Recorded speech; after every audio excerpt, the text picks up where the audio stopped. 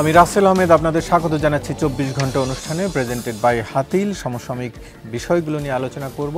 আজকেও সেই সমসাময়িক বিষয়ের মধ্যে থাকতে চাই, বিশেষ গুরুত্ব দিতে চাই এখনও চলমান আন্দোলন রয়েছে। স্বাস্থ্য উপদেষ্টা সহ 3 উপদেষ্টার কাছে দাবি জানাতে চায় আহতরা, সে বিষয়টি নিয়ে গুরুত্ব দিতে চাই। আমরা আলোচনার জন্য স্টুডিওতে 3 জন অতিথিকে আমন্ত্রণ জানিয়েছি, 2 জন এরই মধ্যে উপস্থিত হয়েছেন। তাদের সাথে শুরুতে একটু পরিচিত হয়ে নিই। আমার ডান দিক থেকে শুরু করছি, জনাব মাসুদ কামাল, জ্যেষ্ঠ সাংবাদিক, আপনাকে স্বাগত জানাচ্ছি আলোচনায়। এরপরে রয়েছেন জনাব আরিফুল ইসলাম আদিব, কেন্দ্রীয় সদস্য, জাতীয় নাগরিক কমিটি, আপনাকেও স্বাগত জানাচ্ছি। এবং আমরা আশা করছি কিছুক্ষণের মধ্যে আরও একজন অতিথি আমাদের সাথে যোগ দেবেন, ডাক্তার জাহিদুর রহমান, রাজনৈতিক বিশ্লেষক। আমরা আলোচনা শুরু করছি। আমরা বিষয় নির্ধারণ করেছি আজকে সংস্কার, পরিবর্তন না সংশোধন, এই বিষয়েও আসবো। তার আগে একটু যে সড়কের আন্দোলনের কথা বলছিলাম সেটি নিয়ে আলোচনা ফিরতে চাই। জনাব মাসুদ কামাল, একটু আপনার কাছে জানতে চাই, আপনি নিশ্চয়ই দেখেছেন খবরে যে দুপুর থেকেই স্বাস্থ্য উপদেষ্টা যখন সেখানে গেলেন তিনি বিক্ষোভের মুখে পড়লেন এবং এখন পর্যন্ত চলছে আন্দোলনটি। সেখানে পঙ্গু, চোখ হারানো আছেন এবং তারা উপদেষ্টার কাছে দাবি জানিয়েছেন।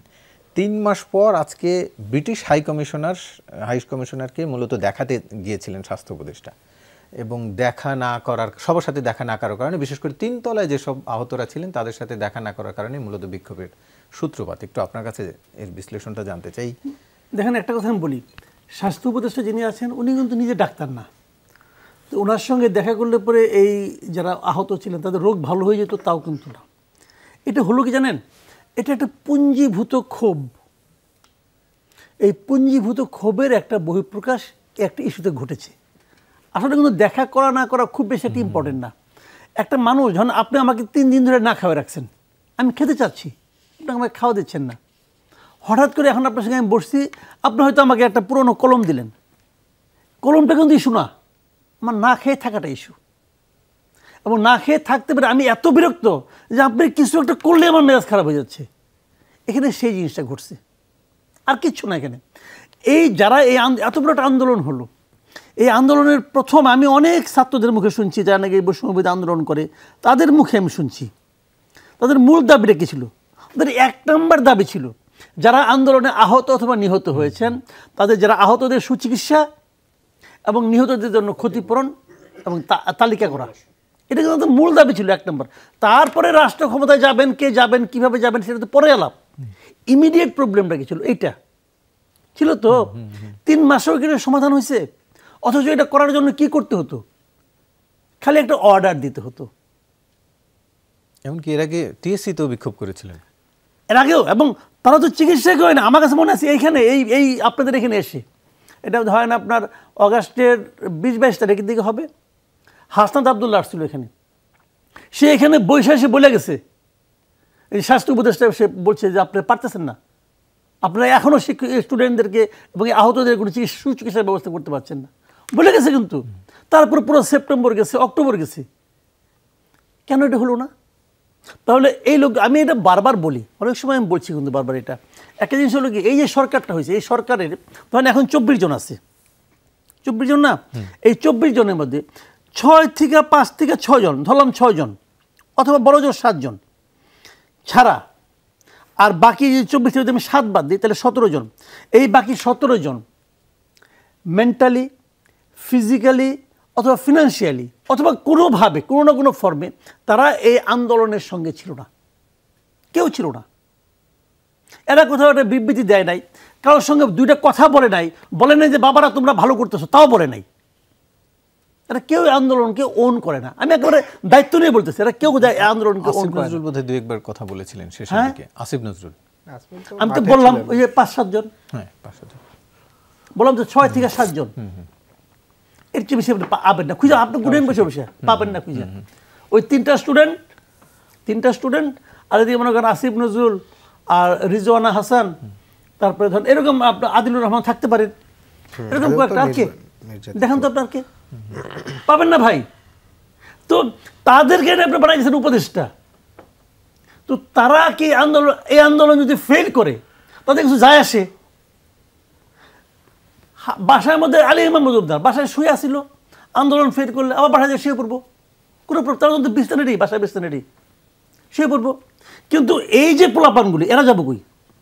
আজকে ধরেন কোনো কারণে আন্দোলনটা ফেল করলো, এই 3 উপদেষ্টা যাবে কোথায়? আসিফ নজরুল ঢাকা ইউনিভার্সিটি ব্যাক করতে পারবে? পারবে না তো। এরা কিন্তু জীবন দিয়ে দিবে, এরা কিন্তু জীবন দিয়ে দিচ্ছে এটা সফল করার জন্য। এদের হয়তো মেধা নাই, এদের হয়তো অভিজ্ঞতা নাই, অনেক সমস্যা থাকতে পারে, কিন্তু আকাঙ্ক্ষাটা তো আছে। আপনার মেধা আছে কিন্তু আপনি কাম করেন না, বা এই মেধাতে আমার কোনো লাভ নাই। আপনি মেধা আছেন, আপনি শুয়ে শুয়ে রকিং চেয়ারে আপনার ঝুলতেছেন, এই মেধা আমার দরকার নাই। আরেকজন হাঁটাহাঁটি করতেছে, দৌড়াদৌড়ি করতেছে, হয়তো তার সাথে মেধাটা নাই, কিন্তু সে তো চেষ্টা করতেছে। আমার এই চেষ্টাটা প্রয়োজন। এই নূরজাহান বেগম আমাদের যিনি আছেন, উনি কি চেষ্টা করতেছেন? আমরা আসলে দেখছি না ওনার কোনো চেষ্টা কেউ দেখছে পর্যন্ত? দেখে নাই তো। উনি তো নিজেই রুগী, ওনাকে বানায় কিভাবে? আমি এই জিনিসটা বুঝি না। তো এখন এগুলি কাকে বলবেন? বললে তো জানি ইউনূস সাহেবের গায়ে লাগে, কারণ আমরা তো ওনাকে ভালোবেসে আনছি এখানে। কিন্তু এই ভালোবাসার যে কি ওজনটা, কি ভালোবাসা তো ওজনদার জিনিস, ভালোবাসা কিন্তু বায়বীয় কিছু না। এই ভালোবাসার ওজনটা কি ইউনূস সাহেবও বুঝেন? আমার সেখানেও সন্দেহ আছে। আমি একটা এক্সাম্পল দেবো, ছোট একটা এক্সাম্পল দিয়ে বলি আপনাকে। পরে আর 3 জন নিল না। আমি প্রথম বলতেছিলাম যে ভাই এর মধ্যে 2 জনকে চিনি, একজনকে চিনি না। 2 জনকে চিনি, একজনকে চিনি না। একজনকে চিনি যে আপনার যে কি বলে এই বাণিজ্য উপদেষ্টা বানাইছে বশির সাহেব, ওনাকে মোটামুটি চিনি। আর ফারুকী সাহেবকে চিনি, কিন্তু আরেকজনকে চিনি না। যাকে চিনি না তাকে আমার ভালো মনে হচ্ছে। কী কারণে? একটা প্রবাদ আছে, প্রবাদটা আপনাকে বলি। মনে রাখবেন, বাংলাদেশে সেই লোকটা ততটা ভালো যাকে আপনি যত কম জানেন, না জানলেই ভালো, হয়তো সে কিছুটা আছে তার প্রতিভা। আজকে শুনলাম ওনার সম্পর্কে, যাকে চিনি না, উনি রাজশাহী ইউনিভার্সিটির টিচার ছিলেন ফিজিক্সের। ওনার বয়স এখন বোধহয় 78 কি 78 হবে এরকম, এবং উনি নিজে ক্লাচে ভর দিয়ে হাঁটেন। ওনাকে আনছে কেন? ওয়াহিদুদ্দিন মাহমুদকে উনি হেল্প করবেন। তা ভাই উনি তো নিজেই উঠতে পারেন, ওনার একজন হেল্প নিয়ে উঠতে হয়। কেন? আমার কথা হলো কেন উনি ওয়াহিদুদ্দিন মাহমুদ নড়াচড়া কম করতেছিল, তাকে বেগবান করার জন্য একজন হেল্পিং হ্যান্ড নিয়ে আসছে। সে কে? ততোধিক বৃদ্ধ একজন। কেন রে ভাই? আমি বয়স হওয়াটাকে খারাপ মনে করছি না, কিন্তু আমারও বয়স হয়েছে, আমাকে নিয়ে ও হাসাহাসি করতে পারে যে তুই বেটা বুড়া, কি বোঝাস, মাথা আওলা হয়ে গেছে, বলতে পারে, আমার কোনো সমস্যা নেই, কিন্তু আমি মেয়ে নেবো, কারণ আসলে তো আমি বুড়া হয়েছি। কিন্তু বৃদ্ধদের যে আপনি বলেন যে বৃদ্ধ জ্ঞানী, তাকে আমি 100 মিটার স্প্রিন্টে নামাই দিলাম, ভাই হবে? এইটা তো 100 মিটার স্পিডের যে স্পিডে আপনাকে এখন হাঁটতে হবে, কারণ এই সরকারের হাতে সময় তো কম, কিন্তু কাজের দায়িত্ব, কাজ বেশি, সময় কম, অনেক বেশি। তো কিভাবে করবে এরা? আমি কিন্তু বুঝি না, আমি বুঝতেই পারি না এটা। ছেলে যারা আছে, বাচ্চা যারা আছে, মনে করেন ওদের তো আমি বাচ্চা মনে করি, আমার সন্তানের সমান বয়স ওর, ওদের অনেক ঘাটতি আছে, ওদের অনেক সমালোচনা আমি করি, অমুক করি তমুক করি, কিন্তু আমি এটুকু বিশ্বাস করি এদের আন্তরিকতার অভাব নাই। কারণ এরা জানে আমি ফেল করলে আমার খবর আছে, কিন্তু ওনারা জানে ওনারা ফেল করলে ওনাদের কিছুই হবে না। খবর আছে প্রসঙ্গে একটু জানতে চাই, আদিবুল ইসলাম আদিব, জুলাই আন্দোলনে যারা আরিফুল ইসলাম আদিব, জুলাই আন্দোলনে যারা অন্ধত্ব নিয়ে বা আহত হয়ে পা হারিয়ে আজকেও যারা মাঠে আছে বা মাঠের বাইরেও আছে, এরকম কয়েক হাজার আপনাদের হিসেবেই রয়েছে। হাসনাত আব্দুল্লাহ একটি কথা বলছেন যে সবাই বিপ্লবী নয়, বিপ্লব ব্যর্থ হলে যাদের গলায় ফাঁসির দড়ি পড়বে তারাই বিপ্লবী। এই অন্ধ আহত মানুষ যারা, এদের হয়তো ফাঁসি নাও হতে পারে সিম্প্যাথির কারণে, এরা কি আপনাদের দৃষ্টিতে বিপ্লবী কিনা? অবশ্যই বিপ্লবী, এরা তো বিপ্লবীর। ফাঁসি হবে না আপনার কে বলছেন? আপনি কি করেন? এখানে আমি প্রথমেই বলি যে এই অভ্যুত্থানে যারা শহীদ হয়েছে তারা হচ্ছেন সর্বোচ্চ স্যাক্রিফাইসের জায়গায় আছেন। আমরা যারা কথা বলি, মিডিয়া আসি, সামনে নেতৃত্ব দেই, কিংবা অন্য যাদেরকে দেখে মানুষ, এদেশে তাদের আত্মত্যাগটা অনেক বেশি। দ্বিতীয়ত হচ্ছে এখানে প্রায় 800-র অধিক মানুষের চোখ হারিয়েছে, এবং আপনার প্রায় 15-20 হাজারের অধিক মানুষ, অনেকের হাত নেই, পা নেই, ব্রাক লিম সেন্টারে কিছু অনেকে কাজ করতেছে, এরকম প্রায় অনেক হতাহত। আমি শুধু নিহত যে আসলে কত, এটাও এখনো সঠিক আসলে আমার যেই জন্য জানতে চাওয়া যে 3 মাস পরে এসে তারা আজকে বলছে খাওয়ার মান খারাপ, তার ভুল চিকিৎসার শিকার একজন চক্ষু বিজ্ঞান ইনস্টিটিউট থেকে রাস্তায় এসে তিনি বলছেন তার রেটিনা নষ্ট হয়ে গেছে, চিকিৎসক বলছেন দেশে চিকিৎসা করা সম্ভব নয়, তাকে বিদেশে পাঠাতে হবে, কিন্তু তার সে কোনো আশা ভরসা কিছু পায় না। এমনকি যে সহায়তাটি করা হচ্ছে 1 লাখ টাকা করে, সেটিও তারা পায়নি। এটি তাহলে যদি বিপ্লবী হয়, এত গুরুত্বপূর্ণ হয়, তারা কি এর কিছুই পাবে না? না, এখানে বিষয় যেটি হয়েছে যে এখানে একটি প্রথমত হয়েছে ম্যানেজমেন্ট মানে ম্যানেজমেন্ট আসলে ঠিক মতন হচ্ছে না, সমন্বয়টা হচ্ছে না। এই আন্দোলনের 19 জুলাই যে 9 দফা দিছিল, তখনই কিন্তু অন্যতম একটা দাবি ছিল যে যেসব পুলিশ অফিসার যাদেরকে নিহত করেছে তাদের কিন্তু ক্ষতিপূরণ, যারা নিহত হয়েছে, শহীদ হয়েছেন এবং যারা আহত হয়েছেন তাদের দ্রুত চিকিৎসা, কিন্তু এটা সে 19 জুলাইয়ের দাবি। এরপরে 5ই আগস্ট গিয়েছে 1 দফা, তারপরে অন্য অন্য যে দাবি আছে। বিষয় যেটি হচ্ছে যে সরকারি কাজ যেগুলো করতে হয়, আমাদের এখানে 2 ধরনের চলে। একটা হচ্ছে যে আপনার স্বাস্থ্য উপকমিটি, তারা যে তালিকা করছে 1681 জনের মতন, এর বাহিরেও এলাকা ভিত্তিক অনেকেই কাজ করতেছে। উত্তরা, মিরপুর, যাত্রাবাড়ি, মোহাম্মদপুরে অনেক সংগঠন, তরুণ আছে, যুবক, যারা হচ্ছেন এই আহত শহীদ পরিবার নিয়ে কাজ করেন। সরকারি পক্ষ থেকে যখন যে হেল্পটা যায়, এটা হচ্ছে 3 থেকে 4টি ভেরিফিকেশন করতে হচ্ছে, যেই জায়গায় মূলত এই সব কাজগুলো হচ্ছে আটকিয়ে যাচ্ছে। ধরেন প্রথমে তাদের তালিকা আছে 1681, কিন্তু সরকার এখন পর্যন্ত ভেরিফিকেশন স্বাস্থ্য মন্ত্রণালয়ের মাধ্যমে, উপজেলা স্বাস্থ্য কর্মকর্তা যারা আছে এদের মাধ্যমে ভেরিফিকেশন করতে পারছে মাত্র 800 জনের। সে 800 জনেরও হচ্ছে আপনার এখন পর্যন্ত সবার কাছে সহযোগিতা পৌঁছাতে পারেনি। ফলে এই যে বড় একটা জনবল দরকার, মানে একেবারে ডেডিকেটেডলি ভাবে সেই জনবলটাকে সুন্দরভাবে পরিচালনা করার মতন কিন্তু স্বাস্থ্য মন্ত্রণালয় কিন্তু এখন পর্যন্ত সে সক্ষমতা দেখাতে পারেনি। দ্বিতীয়ত বিষয় হচ্ছে এই অভ্যুত্থানের প্রেক্ষাপটে বেশ কয়েকটা ক্যাটাগরি হয়েছে। যারা সরাসরি মাঠে ছিল এবং তার সামনে দেখেছে একজন মারা গিয়েছে এবং একজন খুব আহত রক্তাক্ত অবস্থায় গিয়েছে, এরা কিন্তু হচ্ছে অনেকেই ট্রমাটাইজড, মানে বিশেষ করে যারা মাঠে আছে এবং চিকিৎসা পাচ্ছে না, কি হচ্ছে, এই যে তাদের একটা দীর্ঘমেয়াদী হচ্ছে আপনার তাদের একটা মানসিক স্বাস্থ্য চিকিৎসার মধ্যে দিয়ে কিন্তু যেতে হবে এবং এই সংখ্যাটা অনেক, 15 থেকে 20 হাজার কিংবা যাই হোক। ফলে আমাদের এখানে যে মানে দীর্ঘ 15 বছর ধরে কোনো প্রতিষ্ঠান যে দাঁড়াতে পারেনি, যে প্রতিষ্ঠানের মাধ্যমে আপনার হচ্ছে একেবারে নিরপেক্ষভাবে সঠিক সেবাটা দেওয়া সম্ভব। ফলে এই ম্যানেজমেন্টের ঘাটতি এবং একই সাথে প্রতিষ্ঠানের অভাবের ফলে হচ্ছে আপনার আজকের এই যারা আহত হচ্ছেন, এখন পর্যন্ত শহীদ পরিবাররা এখন পর্যন্ত সঠিক চিকিৎসা পাচ্ছে না। ফলে আমরা অবশ্যই মনে করি যে স্বাস্থ্য দায়িত্বে যিনি আছেন অতি দ্রুত এই ব্যবস্থাগুলো করা। আমরা দেখেছি যে গত যে শপথ নিয়েছে নতুন 3 জন উপদেষ্টা, তার সাথে স্বাস্থ্যতে একজন প্রতিমন্ত্রী পদমর্যাদায় দেখা হয়েছে। আশা করব অতি দ্রুত এটি ব্যবস্থা করবে। আর যদি দ্রুত না হয় তাহলে এটি আন্দোলনকারীরা যে দাবি তুলছেন সে দাবিরতেই হয়তো তাদের। জি, আমি একটু ডাক্তার জাহিদুর রহমান আপনাকে স্বাগত জানাচ্ছি। আমাদের সাথে উপস্থিত হয়েছেন একটু বলে নিই ডাক্তার জাহিদুর রহমান, রাজনৈতিক বিশ্লেষক, সদস্য নির্বাচন কমিশন, সংস্কার কমিশন, তিনি আমাদের সাথে উপস্থিত হয়েছেন। একটু আপনার কাছে জানতে চাই, আমরা আলোচনা করছিলাম 3 উপদেষ্টার সাথে দাবি জানানোর আহ্বান জানিয়ে সন্ধ্যা থেকে এখনো সড়কে, আমি স্টুডিওতে ঢোকার আগ পর্যন্ত জেনে আসলাম যে তারা এখনো সড়কে রয়েছেন, কিন্তু 3 উপদেষ্টার এখনো যাওয়ার সময় হয়নি। এর আগে দুপুরে 3 মাস পরে স্বাস্থ্য উপদেষ্টা গিয়েছিলেন, কিন্তু সবার সাথে দেখা করারও সময় পাননি। স্বাভাবিক কিনা বিষয়টা? একেবারেই না। আজকে সারাদিনের আলোচনার বিষয় এটা।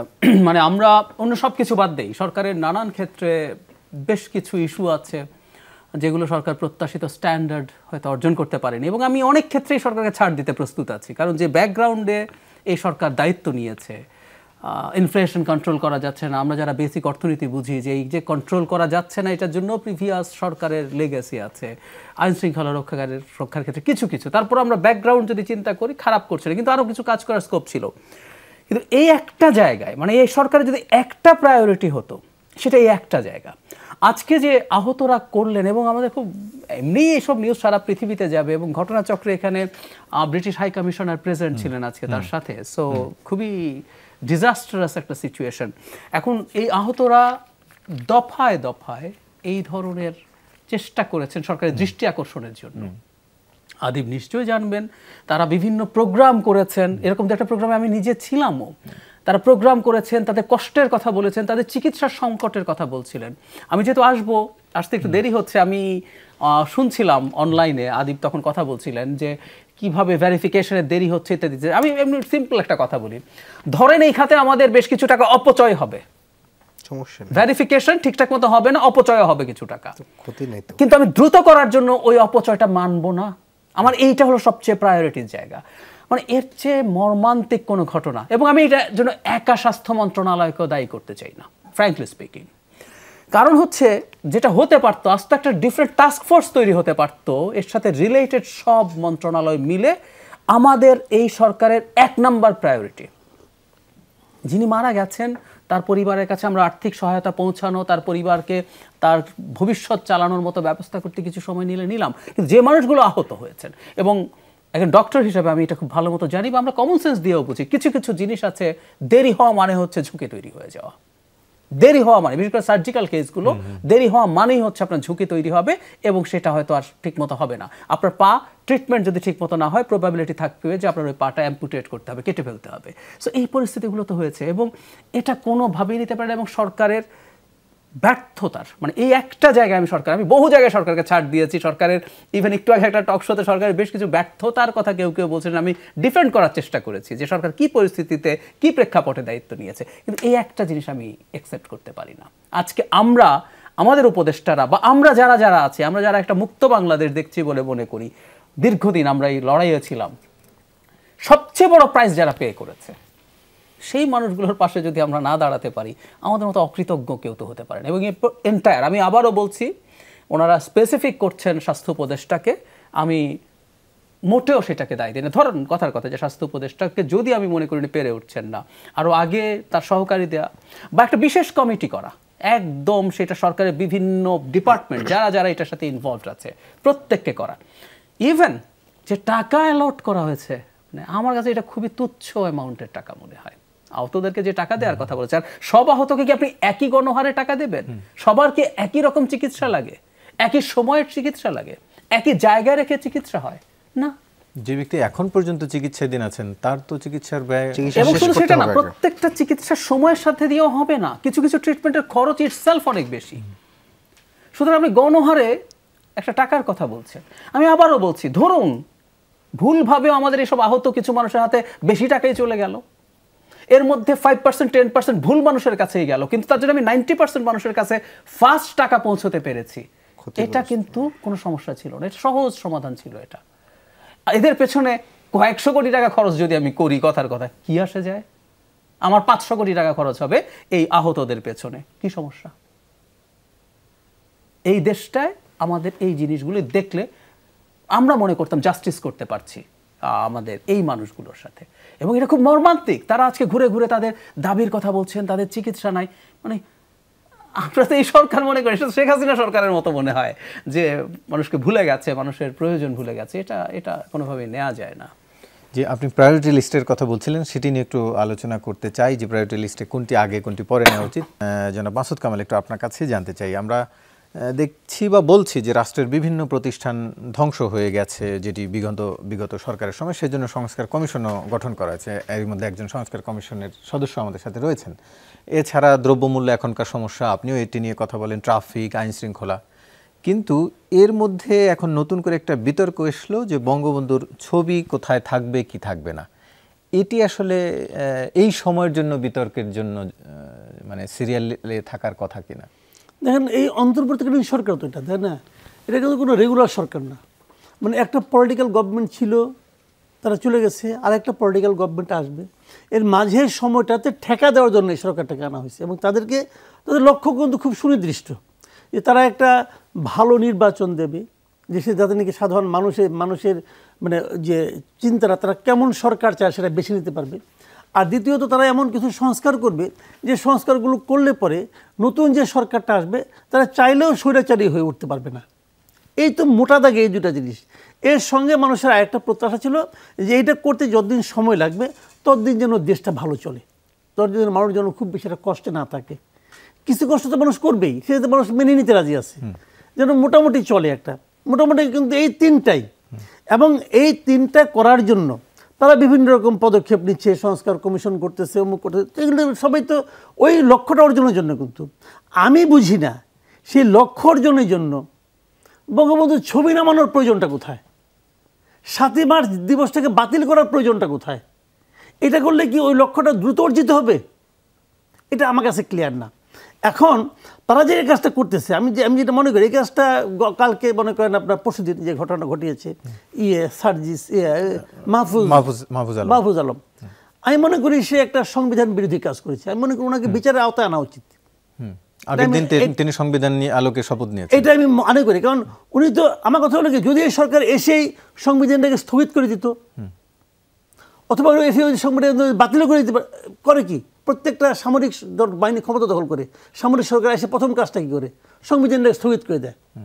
কারণ তারা যে কাজটা করছে এটা তো সংবিধানের আলোকে করছে না, সংবিধান স্থগিত থাকলো, তারা তাদের মতো কাজ করে, পরবর্তীতে তারা এটা ব্যবস্থা করে একটা কিছু।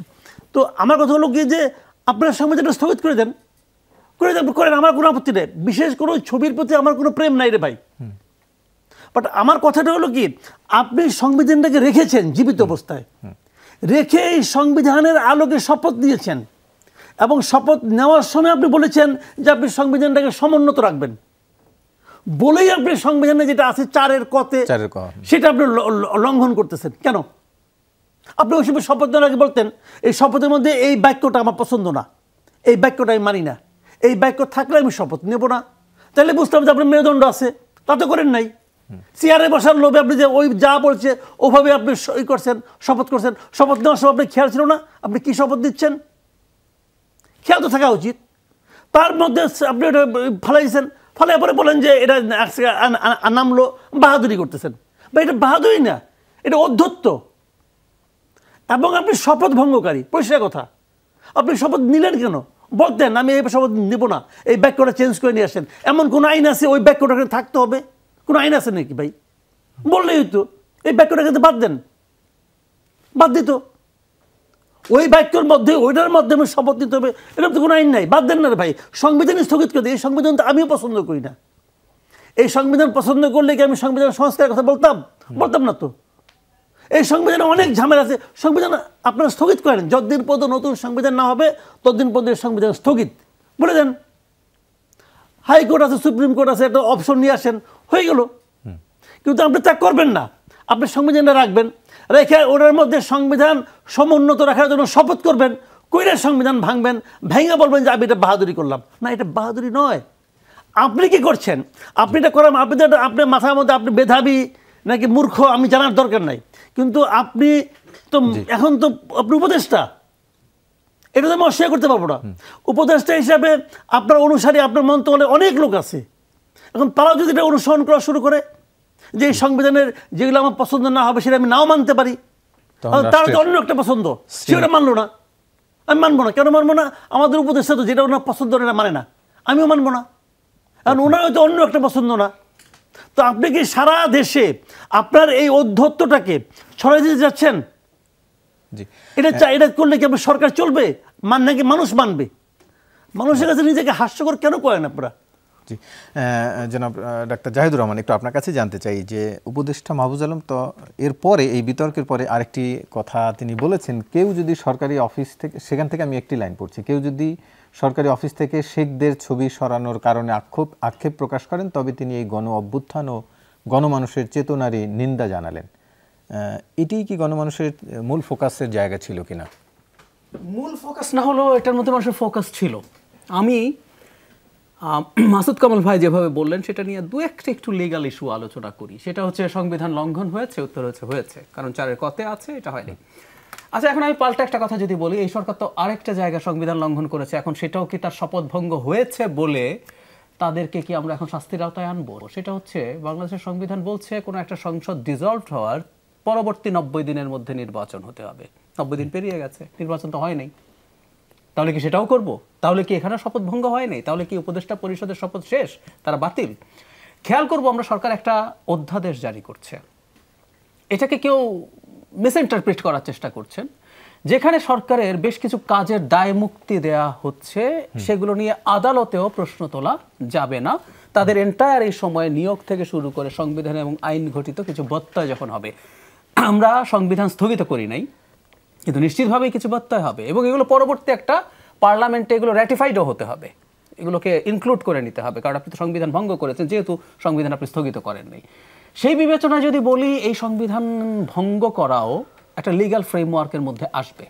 সুতরাং এটাকে ঠিক এই মুহূর্তে শপথভঙ্গ মনে হলেও সেটাকে শপথভঙ্গ বলা হয়তো যাবে না। মানুষের জায়গা থেকে যদি আমি চিন্তা করি, সেটা হচ্ছে এই,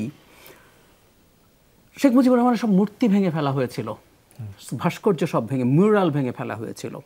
তখন এই আলোচনাটা খুব হচ্ছিল। আমি অনেকগুলো বিদেশি মিডিয়ার সাথে কথা বলেছি এবং আমাকে এই প্রশ্নটা রিপিটেডলি করেছিল যে মানুষ এটা কেন করছে। তখন অনেকের মতো আমিও তাই মনে করি, শেখ মুজিবুর রহমান শেষ পর্যন্ত তার শাসন আমলে খুবই ধিকৃত হয়েছেন, কিন্তু বাংলাদেশের মুক্তিযুদ্ধের ইতিহাস, তার প্রধান ব্যক্তিত্ব নেই, কোনো সন্দেহের কিছু নেই, ইতিহাসে জায়গা আছে। কিন্তু শেখ হাসিনা এই ব্যক্তিকে তার যে মাফিয়া শাসন তার প্রতীকে পরিণত করেছিলেন। সুতরাং সিম্বল ভাঙা হয়েছিল শেখ হাসিনার টাইরানিস সিম্বল, সেটার সিম্বলিক ভ্যালু কিন্তু ছোট না। আপনি যখন এরকম একটা অভ্যুত্থান করেন যার মধ্যে রক্ত দেন, তখন এই সিম্বলগুলো আপনাকে আসলে যখন ক্রমাগত আপনি দেখতে থাকেন, সেগুলো আপনার প্রবলেম তৈরি করে। সুতরাং এটা সরিয়ে ফেলা মানুষের চাওয়ার মধ্যে ছিল না, আমি তা মনে করি না। মানুষের চাওয়ার মধ্যে ছিল, মানুষের অনেক কিছু চাওয়া আছে, কিন্তু স্বাভাবিকভাবে যেটা হয়, যেই মানুষ এবং যিনি, এবং ইভেন এই কনস্টিটিউশনে যেটা ঢোকানো হয়েছে এইভাবে, মানে আপনার ছবি রাখতে হবে, এটা কনস্টিটিউশনে আপনি ইনক্লুড করে গেছেন 50th অ্যামেন্ডমেন্ট দিয়ে, হাইলি ডিবেটেড অ্যামেন্ডমেন্ট। আমি একটু আপনার কাছে এখানে একটু সাপ্লিমেন্ট জানতে চাই। এবার আন্দোলনের সময়ও আমরা দেখেছি স্লোগানে, শিক্ষার্থীদের স্লোগানে ছিল বঙ্গবন্ধুর বাংলায় বৈষম্যের ঠাঁই নাই। এই আন্দোলনটি আমরা এটি শুনেছি। এবং আরও একটি, যখন শিক্ষার্থীদেরকে আলোচনার জন্য ডাকা হয়েছিল 18ই জুলাই সম্ভবত তারিখটি, তখনও তাদের অনেকেই বলেছে, বঙ্গবন্ধু বলেছেন লাশের উপর দিয়ে দাঁড়িয়ে আমরা আলোচনায় যাব না, ফলে আমরাও যাব না। এই আন্দোলনের মধ্যে যদি বঙ্গবন্ধুকে এতটা অনুসরণ করা হয়, তাহলে কি আসলেই না? আমি ঠিক এটাকে অনুসরণ করা হয়েছে বলে মনে করি না, ফ্র্যাঙ্কলি স্পিকিং। 2018 সালে যখন প্রথম কোটা আন্দোলন হয়েছিল, যখন কোটা আন্দোলন হয়েছিল, তখনও মানে শেখ হাসিনার সময় আপনি একটা দাবি নিয়ে নামছেন, সেখানে এটা আসলে একটা কৌশল হিসাবেই করেছেন, কারণ আপনি দেখাতে হয়েছে যে আপনি তাকে এন্ডোর্স করছেন। ওনার বাংলায়, মানে উনি যখন শাসন দায়িত্ব নিয়েছেন, আজকে ওইটার স্কোপ নাই। 2072 থেকে 75 বাংলাদেশে কি কি হয়েছে, বৈষম্যের ঠাঁই আছে কি নেই, সেটা যথেষ্ট পরিমাণ ডেটা আমাদের হাতে আছে। সো ওনারা যেটা করেছিলেন, সেটা আসলে মূলত একটা কৌশল হিসাবে করেছিলেন, কারণ তাদের যে দাবি আছে, ঠিক আছে, এটা বলে আমরা যদি অন্তত দেখাই যে আমরা তাকে স্বীকার করছি, করে এটা করছি, বাস্তবে আসলে এটা নয়। ইভেন আমি আবার এটাও বলতে, সাধারণ মানুষ তো সেই কথা শুনেই নেমেছে। এমনও তো হতে পারে যারা বঙ্গবন্ধুকে পছন্দ করেন তারাও সেই আন্দোলনে সাধারণ মানুষ পরবর্তীতে, আমি একটা কথা বলি, সাধারণ মানুষ আসলে দাবি দেখেছে, একটা পর্যায়ে আসলে স্লোগান না, সরি, সাধারণ বহু মানুষ নেমেছে, তারা মনে করেছে একটা পর্যায়ে এটা পতনের আন্দোলন, যখন এক দফা দেওয়া হয় নাই, তারা নেমেছে এটা শেখ হাসিনা পতনের আন্দোলনে। এখানে সামনে কি বলা হচ্ছে, সরি, অনেকে ক্লেম করছেন যে মানুষ এটা শুনে এসছে। নো, একজন বলছেন যে আমরা ফ্যাসিবাদী ব্যবস্থা বিলোপ করব, এটা করব। বাংলাদেশের মানুষকে যদি, সাধারণ মানুষকে যদি বলতেন শেখ হাসিনা যাবে এবং আরেকটা ফ্যাসিবাদী ব্যবস্থা আসবে, মানুষটা ওই পয়েন্ট অফ টাইমে, যারা খুব বেশি বোঝেন না, উনি যাক আগে, let's see what happens next, এই পরিস্থিতিতে চলে গেছে। ওই যে বলি না, এক দফা এক দাবি, তখন এক দাবি হলে শেখ হাসিনাকে যেতে হবে। বহু মানুষ ওইটার কারণে এসছে, এটার মানে এই না যে ওই আবেদন ইয়েগুলো শুনে এসছে, এবং নানানজন নানান কারণে। একটা সময় যখন খুনোখুনি শুরু হলো, প্রথম 6 জন, তারপরে 40 জন, 50 জন, তারপর 80 জন, একটা পর্যায়ে এই বৈষম্য বা এসবও না, ও মারা গেছে, ওকে খুন করেছে, আমি বিচার চাই। প্রাইভেট ইউনিভার্সিটির বহু স্টুডেন্ট প্রথমে কোটা মুভমেন্টে ছিল না, মানে ও বিসিএস হয়তো দিতেও না, কিন্তু ও যখন দেখছে খুন হচ্ছে, ও নামছে 17 তারিখ ও নেমেছে, এক একজন এইসব নানান কারণে নেমেছে। জি, জনাব আরিফুল ইসলাম আদিব, একটু আপনার কাছে জানতে চাই একই বিষয় নিয়ে। সম্প্রতি একটি আপনাদের এক সমন্বয়ক সার্জিস আলমের একটি বক্তব্য বেশ ভাইরাল হচ্ছে, আমি শেষ লাইনটা বলি, আমার বঙ্গবন্ধু মানে বাংলাদেশ। এবং যেটির কথা আমরাও বলছিলাম, 18 সালের যে কোটা আন্দোলন কিংবা 24-এর এরকম স্লোগান নিয়ে বঙ্গবন্ধু আজীবন বৈষম্যের বিরুদ্ধে সংগ্রাম করেছেন, তার স্বপ্নের সোনার বাংলায় বৈষম্য থাকতে পারে না। আমি বলি বিষয়টা যেটা হচ্ছে, এটি আসলে কবে থেকে আবার যখন একটা ফ্যাসিবাদ থাকে, আপনাকে আন্দোলনের জন্য মাস্ক পরতে হয়। সেখানে যে বঙ্গবন্ধুর ছবি সহ, মানে তারা এমনভাবে একটি পুরো, মানে স্বৈরাচার ফ্যাসিবাদ যেটি করে, যে ধরেন রাষ্ট্রের সর্বোচ্চ মেধাবীদের জায়গাটা কোনটা, বিশ্ববিদ্যালয়। আপনি বিশ্ববিদ্যালয় হলে থাকলে আপনি একটা স্ট্যাটাস দিতে পারতেন না, মানে একটা 2 লাইনের স্ট্যাটাস দেওয়া যেত না। আমি নিজে সাক্ষী 2016 সালে জাস্ট একটা স্ট্যাটাস দেওয়ার জন্য হচ্ছে আমাকে 2-3 দিন হয়রানি করা হচ্ছে, ডাকা হয়েছে ছাত্রলীগের। ফলে ওই সিচুয়েশনে আপনি মানে কোটা সংস্কারের পরিবর্তন চাবেন সেটা আসলে সম্ভব ছিল না। ফলে তাদেরকে তাদের ওই ভাষার মধ্যে শ্রদ্ধাশীল থেকেই দেখাইতে হচ্ছে, মানে তাকে বারবার প্রমাণ করতে হচ্ছে যে আমি সরকার বিরোধী না, আমি আমার দাবিটা চাই। ফলে তাদেরকে ওই দাবিগুলো যে বঙ্গবন্ধুর বাংলায় বৈষম্যের ঠাঁই নাই, তারপরে এই ধরনের স্লোগানগুলো তাকে তখন আন্দোলনের কৌশলগত জায়গা থেকে দিতে হয়েছে। আপনার 18 সালে আরেকটি খুব স্লোগান হয়েছিল যখন 10ই এপ্রিল বা 9ই এপ্রিল যখন মতিয়া চৌধুরী তিনি যখন কটাক্ষ করেছিলেন মানে রাজাকার বলে, মানে তখন কিন্তু মানে এই রাজাকার মানে যেটা হচ্ছে 24-এ এসে শেখ হাসিনা হচ্ছে রাজাকার বলার ফলে তার এই পরিণত ভোগ করতে, সেটা কিন্তু এই 18 সালে কিন্তু মতিয়া চৌধুরী তিনিও কিন্তু একবার এই আন্দোলনকে রাজাকার বলছিলেন।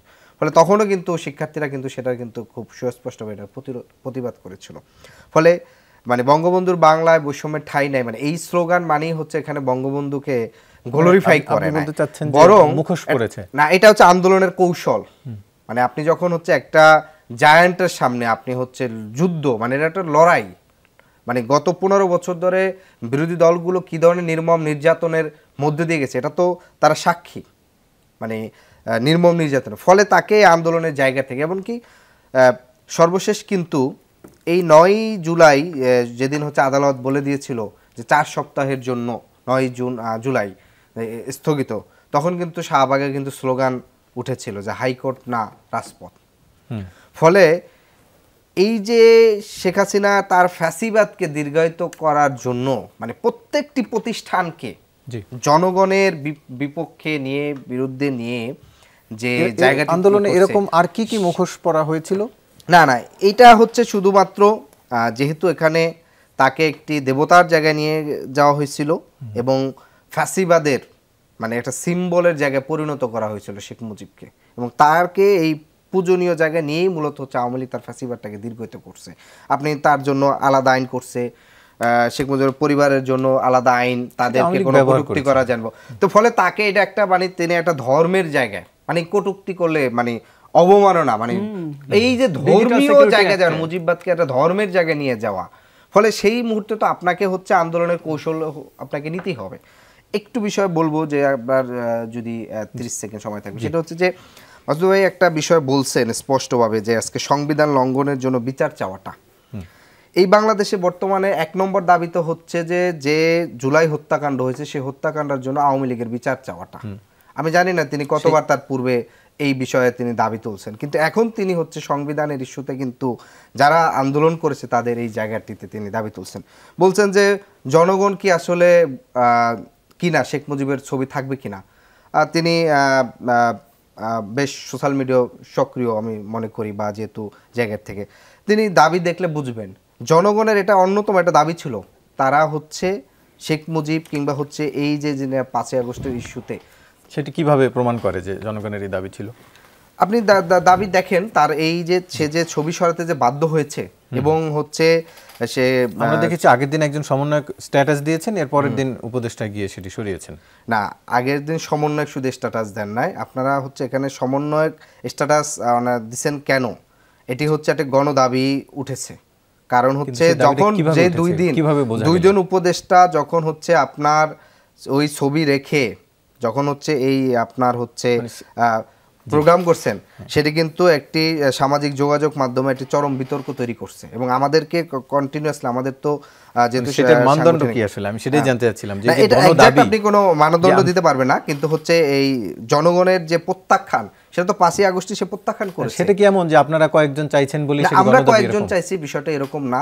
আপনি একটি যে রাষ্ট্রের যখন হচ্ছে তাকে সিম্বল ধরে নিপীড়ন করতো, সাধারণ মানুষের অধিকারটাকে যখন খর্ব করত, তখন জনগণের ভিতর কিন্তু যাকে সিম্বল করতে তার প্রতি কিন্তু একটা চরম ক্ষোভ জারি হয়েছে। আপনি জনগণের কাছে যখন গেলেন আন্দোলনের জন্য তখন আপনি মুখোশ পরলেন, এখন আপনি যখন মুখোশটি সরে জনগণের জন্য আসলেন, মুখোশ পরেন। এই আন্দোলনে কিন্তু ওইভাবে স্লোগান দেওয়া হয় না। 24-এর আন্দোলনে বঙ্গবন্ধুর বাংলায় তেমন কোন আন্দোলনে ছিল, আমি মাঠে ছিলাম, ছিল এরকম স্লোগান আমরা শুনেছি।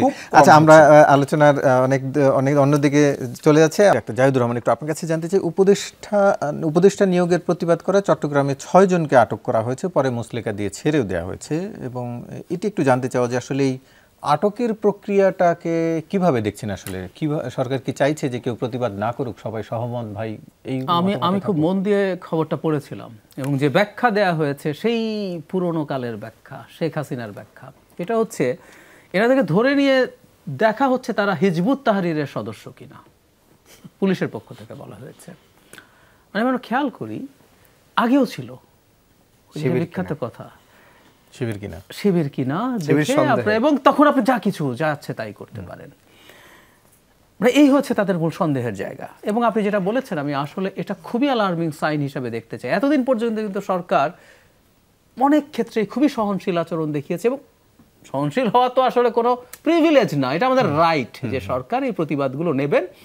উপদেষ্টার প্রতিবাদ করার ভীষণ রকম রাইট আছে। মানে প্রায় আমরা বলছি যে এই সরকারের পেছনে যখন মানুষ এত বেশি মূল্য দিয়েছে, প্রত্যেকটা ক্ষেত্রে সে কথা বলতে পারে। ইভেন এই সরকার ডক্টর ইউনূসকে আমরা চিফ অ্যাডভাইজার হিসেবে চাই না, আমরা এরকম একটা সমাবেশের ডাককেও দিতে পারে। তো যখন এগুলো দেখি আমরা, সেই অ্যালার্মিং সাইন। এবং পুলিশের মধ্যে তো আসলেও আছে যে যেসব মামলা হচ্ছে, এগুলো আমরা অলরেডি আলোচনা করেছি না, সেই আওয়ামী লীগের মতো করে সবার বিরুদ্ধে হত্যা মামলা, এবং এক এক মামলায় প্রচুর অজ্ঞাত আসামি ইত্যাদি এসব আসামি আছে। সো পুলিশ কি একই রকম জায়গায় ফিরে যাচ্ছে? এবং ক্ষমতার ওই চেয়ারে বসলে কি সামহাউ আপনার কথা শুনতে একটু গায়ে লাগতে শুরু করে? আমার কাছে এই প্রশ্নগুলো আছে। এবং এটা যদি হয় তাহলে এটা খুবই মর্মান্তিক বিষয় হবে। আমি মনে করি সরকারের এই একটা জায়গা থেকে যদি কথার কথা কোনো পুলিশ, আমরা মাঝে মাঝে বলি না, অতি উৎসাহী হয়ে যদি করেছে, খুব দ্রুত স্টেপ নেওয়া দরকার যাতে ভবিষ্যতে এই ধরনের কোনো কাজ না হয়। বাংলাদেশে অবারিত প্রতিবাদের সুযোগ থাকবে, সমালোচনার সুযোগ থাকবে। ইভেন আমি ডক্টর ইউনূসকে দেখেছি যে উনি ওই যে সম্পাদক পরিষদের সাথে যখন বসেছেন, উনি ওনাদেরকে এনকারেজ করেছেন যে সরকারের সমালোচনা করেন, যত বেশি সম্ভব করেন। এবং এইখানেও আমি সোফার দেখছি না এসব রেস্ট্রিকশন আছে, কিন্তু এগুলো যদি করে তাহলে মেজর প্রবলেম হবে। একটা কথা ছোট যোগ করে রাখি, আপনি যাই করেন কেন এগুলো আসলে শুধু দেশের ভেতরে তো এটা আপনি করতেই পারেন, ইন্টারন্যাশনালি আপনি নোটিসড হবেন, কারণ এই সরকারের উপর এক্সপেকটেশন প্রচুর। নূর হোসেন দিবসে বঙ্গবন্ধু অ্যাভিনিউতে আওয়ামী লীগ কর্মীরা মারপিটের শিকার হয়েছে, অ্যামনেস্টি কিন্তু স্টেটমেন্ট দিয়েছে। ঠিক একইভাবে যখন আপনি এই রকম কাজ করবেন, এগুলো প্রত্যেকটা নোটিসড হবে, এগুলো সরকারের জন্য ভালো না। যে আদিব, একটু আপনার কাছে জানতে চাই, যেটি নিয়ে এই যে আটক করা হলো, অর্থাৎ এক বিভাগ থেকে 13 উপদেষ্টা, একজন সমন্বয়কও স্ট্যাটাস দিয়েছেন, 16 বিভাগ থেকে কোনো উপদেষ্টা নাই। এটি একটু জানতে চাই, আসলে এটি কোন যুক্তিতে আপনারা চাইছেন? আপনারা কোটা বিরোধী আন্দোলন থেকে শুরু, তাহলে এখন আবার কিসের কোটায় অন্য জেলা থেকে নিতে হবে? যোগ্যতা নাকি বিভাগ? এটি সার্জিস যে জায়গা থেকে বলছেন, এটা অনেকেরই সমালোচনা আছে যে ইয়ার সিলেকশনে হয়তো চট্টগ্রামের একটা প্রাধান্য হচ্ছে। স্বাভাবিকভাবেই এটা আমাদের মানে একটা জাতীয় একটা চরিত্র অনেকের হয়। তো আমরা মনে করব যে এই জায়গাটা আসলে এইরকম হওয়া উচিত না। সার্বিকভাবেই যারা যোগ্য, দক্ষতা সম্পন্ন, সেই দৃষ্টিভঙ্গির জায়গা থেকেই আপনার হচ্ছে উপদেষ্টা নিয়োগের এবং অন্যান্য বিষয়গুলো দেখা উচিত।